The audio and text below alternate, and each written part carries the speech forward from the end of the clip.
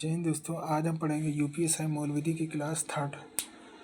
इसको हम डिस्कस करेंगे मूल विधि में। जो हम पढ़ रहे हैं राइट टू सूचना का अधिकार अधिनियम 2005। सूचना का अधिकार अधिनियम सन 2005 में आया था ना, 15 जून 2005 और 12 अक्टूबर सन 2005 को लागू हुआ। अब इसमें हम आगे पढ़े हुए हैं और उसी के आगे हम पढ़ेंगे सेक्शन 5।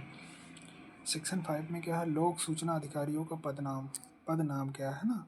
तो लोक सूचना अधिकारियों सूचना देने के लिए अपने अधीन कार्यालयों में तैनात करेंगे। जैसे अब केंद्र लेवल पे है तो केंद्रीय सूचना आयोग करेंगे और राज्य सूचना आयोग करेंगे।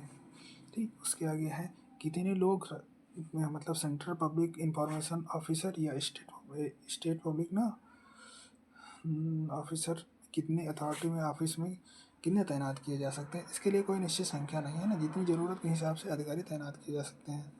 हाँ, एक चीज़ और, जो भी व्यक्ति जो इस वीडियो को देख रहा है हमें उनसे यही है कि यदि वीडियो का कंटेंट पसंद आ रहा हो तो आप इस चैनल को सब्सक्राइब कर सकते हैं।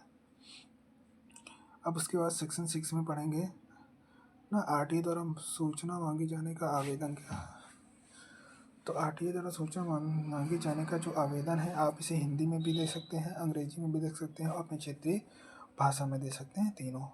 अब कैसे आवेदन करना है, तो लिखित रूप में भी कर सकते हैं, इलेक्ट्रॉनिक्स रूप में कर सकते हैं, हिंदी या इंग्लिश क्षेत्रीय भाषा तीनों में कर सकते हैं। शुल्क 10 रुपये है। सेक्शन 7 में क्या है, आवेदन का निपटारा। सेक्शन 7 में क्या है, आवेदन का निपटारा। सूचना देना कब तक अनिवार्य है, कितने दिन में अनिवार्य है। तो आवेदन प्राप्ति से 30 दिन के भीतर इसे सूचना देना अनिवार्य है। यदि सूचना किसी की जीवन या स्वतंत्रता से है संबंधित है उसे 48 घंटे में। और यदि सूचना अधिकारी तय समय सीमा की सूचना नहीं दे पाता तो माना जाएगा कि उसने आवेदन को निरस्त कर दिया है। ये सेक्शन 7 में है। यदि सेक्शन 7 में है ना, तो सभी लोग इस चैनल को सब्सक्राइब कर लें। और अभी ये हम मूल विधि करा रहे हैं। अब इसके बाद हम यूपी के हैं, जो कि यूपीपी और यूपीएसआई दोनों के लिए इम्पोर्टेंट है। उसको हम इसी क्लास के द्वारा ना, एक एक क्लास को हम एक एक वीडियो में छोटी छोटी, जिसमें कि जल्दी से उसको हम रिवीजन कर सकें और हमें याद भी हो सकते हैं। ठीक, तो इसके लिए चैनल को सब्सक्राइब कर लेना है। कुछ जानकारी की ना दिए जाने की बाध्यता की समाप्ति है। जैसे सेक्शन 8 में कि सब कुछ जानकारी तो हम दे नहीं सकते हैं ना, कि देश के हित की बात हो और हम जानकारी दे दें, उससे हमारा नुकसान हो जाए ना। तो क्या चीज़ नहीं है उसके बारे में कहा गया है सेक्शन 8 में।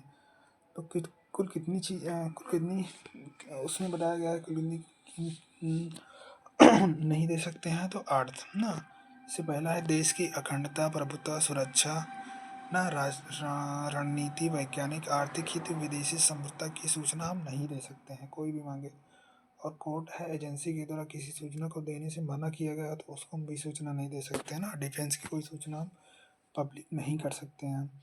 और विदेश सरकार द्वारा विश्वास की गई जानकारी है, जो विदेशों की विदेशी जानकारी दी गई हो को आपका ये है ना, ये विदेश नीति जिसे हम कहते हैं, इसके बारे में हम जानकारी नहीं दे सकते।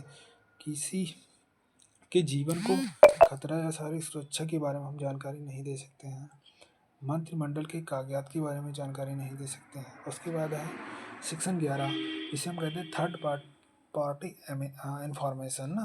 पर व्यक्ति सूचना, दूसरा अन्य ना। पर व्यक्ति की सूचना, कोई मान लो कोई आया व्यक्ति कहे हमें उस लड़के के बारे में जानकारी चाहिए ना, तो उसकी हम जानकारी दे सकते हैं या नहीं ना, इसके बारे में। यदि सूचना अधिकारी या किसी अन्य व्यक्ति को सूचना या उसके द्वारा दी गई वस्तु की सूचना मांगी जाती है और पर व्यक्ति द्वारा सूचना गोपनीय बताई गई है, तो उसके बारे में हम सूचना नहीं दे सकते। कब तक नहीं दे सकते हैं, जब तक उस व्यक्ति के द्वारा ना सूचना अधिकारी आवेदन से 5 दिन के भीतर उस व्यक्ति को सूचना देगा कि पूछेगा कि जानकारी दे दी जाए या नहीं। यदि वह व्यक्ति लिखित रूप में या मौखिक रूप में कहता है कि हाँ सूचना दे दी जाए, तभी दिया जा सकता है, नहीं दिया जा सकता। सार्वजनिक प्राधिकरणों को सूचना के प्रकटन दायित्व सूचना का अधिकार अधिनियम के तहत अनिवार्य है। तो सूचना का दायित्व जो सूचना अधिकार है सेक्शन 4 या धारा 4 के द्वारा अनिवार्य है। आरटीए का मूल उद्देश्य है सरकार के कार्यों को बढ़ावा देना है। मतलब क्या है, पारदर्शिता बनाना है और जवाबदेही, इसका दोनों है। ये प्रीवियस ईयर का क्वेश्चन है।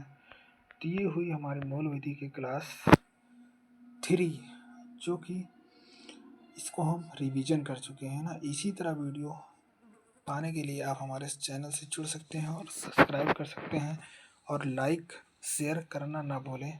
Thank you for watching.